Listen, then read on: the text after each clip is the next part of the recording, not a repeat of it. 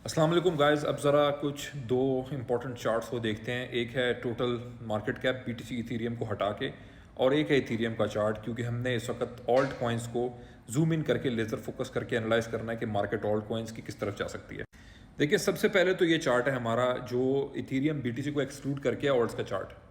अब इस चार्ट ने हमारे इस पूरे साइकिल के अंदर हमेशा इस 1.3 ट्रिलियन डॉलर्स के लेवल पे मैक्स आउट किया है। ये वो जगह हुई है जहां ऑल्ट कॉइन्स का टॉप रहा है, और अभी भी हम यहां से दूर हैं। अभी भी हम 600 बिलियन डॉलर दूर हैं यहां से। और जब जब ये जोन आया है उसके बाद मार्केट ने अपना टॉप किया है, और वहां से फिर मार्केट हमेशा रिट्रेस हुई है। ये बड़ा ज़रूरी है। इवन इस साल भी हमारे साथ यही हुआ है। ये पिछले साल है मार्च, ये पिछला साल है दिसंबर। अब दोबारा हम यहाँ पे हैं। अभी ये चीज़ बाकी है। प्लस जो डाउन ट्रेंड साइकिल था हमारा, वो भी हमने तोड़ दिया है।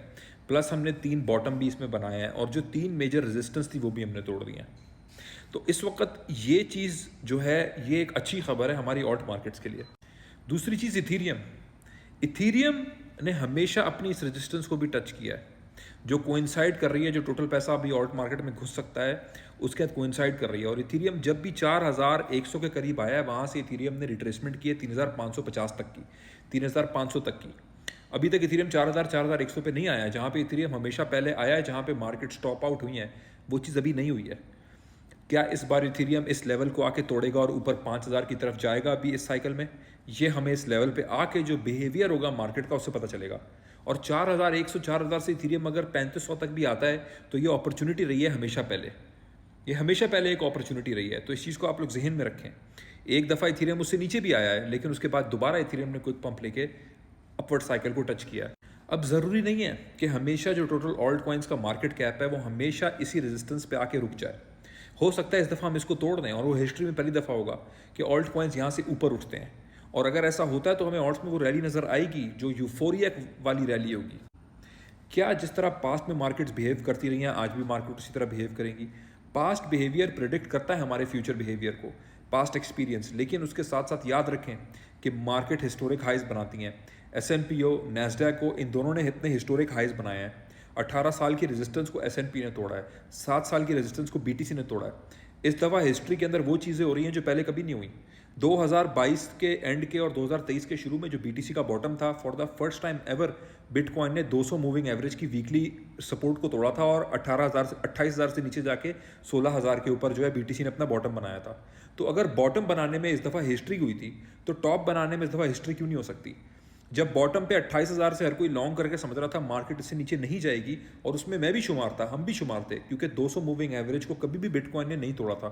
मार्केट कभी इतना नीचे नहीं गई थी, मार्केट से कभी इतना पैसा नहीं निकला था, कभी इतनी एग्जिट लिक्विडिटी नहीं हुई थी।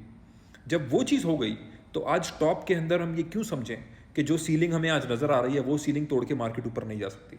ये क्रिप्टो मार्केट है। ये वो जगह है जहां $8 का सालाना हमारा $200 पे जाता है। ये वो जगह है जहां BNB हमारा 300 से नीचे जाके अब 700 से ऊपर खड़ा हुआ है। ये वो जगह है जहां कुछ दिन पहले इथेरियम हमारा 1500 पे था और अभी 4000 के करीब है। ये वो जगह है जहां 2 साल पहले BTC एग्जैक्ट 2-2.5 साल पहले 16,000 पे था, जनवरी 2023 में। अभी 2025 का जुलाई है, ठीक 16,000 पे था, और इस वक्त 1,16,000 से ऊपर है। ये क्रिप्टो की दुनिया, एक क्रिप्टो की मार्केट है। यहाँ पे आप किसी चीज़ को एब्सोल्यूट नहीं कह सकते, और किसी चीज़ को आप यहाँ पे अंडर एस्टिमेट भी नहीं कर सकते। चाहे वो पोल्का डॉट हो, चाहे वो BTC हो, चाहे वो ईथर हो, चाहे XRP हो। कहाँ 30 सेंट पे था और कहाँ XRP इस वक्त $3.5 के ऊपर खड़ा हुआ है।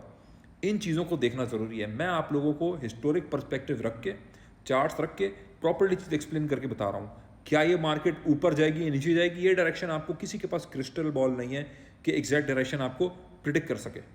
लेकिन क्या इस वक्त रूम एंड स्पेस है मार्केट में ऊपर जाने का और ब्रीथ करने का, मैं वो आपको बयान कर रहा हूँ। इस वक्त आप ये देखें, ब्यूटीफुली इस लाइन को BTC ने टेस्ट किया कल, और अब BTC हमारा जो रेजिस्टेंस है, पिछले टॉप की रेजिस्टेंस है, ये उससे ऊपर खड़ा हुआ है। यहीं पे BTC ऊपर खड़ा हुआ था तो BTC ने हाई बनाया था। अब दोबारा अगर BTC इसके ऊपर खड़ा होता है, डेली क्लोज करता है, ये डेली कैंडल है, कल का दिन अगर इस लाइन के ऊपर ग्रीन ओपन होता है, तो इसका मतलब है BTC फिर हमारा 125 की तरफ हम कॉन्फिडेंट हो सकते हैं। अक्सर हमें कुछ वक्त इंतजार करना पड़ता है, सब्र करना पड़ता है एज अ ट्रेडर। हर घंटे हर लम्हे हमें ट्रेड नहीं करना, हमें वेट करना है प्राइस एक्शन का अपने पास मूव करने के लिए, बिल्कुल उसी तरह जिस तरह हंटर हंट करता है। हमें हंट करना है प्राइस को, उसके लिए हमें कभी कभार ताक में रह के भी बैठना पड़ता है। शेयर जब शिकार करता है वो ताक में रह के बैठता है और बहुत देर तक बैठता है। और एक बहुत बड़ा पुराना ट्रेडर है जिसने इस बारे में बात की है कि जब वो गया और उसने देखा जैगुआर को ट्रेड करते हुए, शिकार करते हुए, तो उसने देखा कि वो घंटों तक सिर्फ ताक में बैठा रहा और चंद मिनट का शिकार उसने किया, लेकिन घंटों तक वो बैठा रहा ताक में। उसी तरह हमें अक्सर मार्केट में बैठना होता है। ये जोन हमारे प्ले आउट हो गए हैं, अल्लाह का शुक्र है, अल्हम्दुलिल्लाह हमारे क्लियरली प्ले आउट हुए हैं। इसका क्या मतलब है कि हमारी डायरेक्शन, हमारा एनालिसिस अल्हम्दुलिल्लाह जो अभी तक हमने लिया हुआ है और जो साइकिल को हमने पकड़ा हुआ है वो गामजन है अपनी तरफ। तो मेरी ये वीडियो महज मेरा अपना और आप लोगों का डाउट क्लियर करने के लिए चार्ट्स के हिसाब से आप लोगों को चीज़ बताने की वीडियो है। इस चीज़ को आप लोग तनकीद करें, क्वेश्चन करें, फीडबैक दें। थैंक यू सो मच, जज़ाकल्लाह।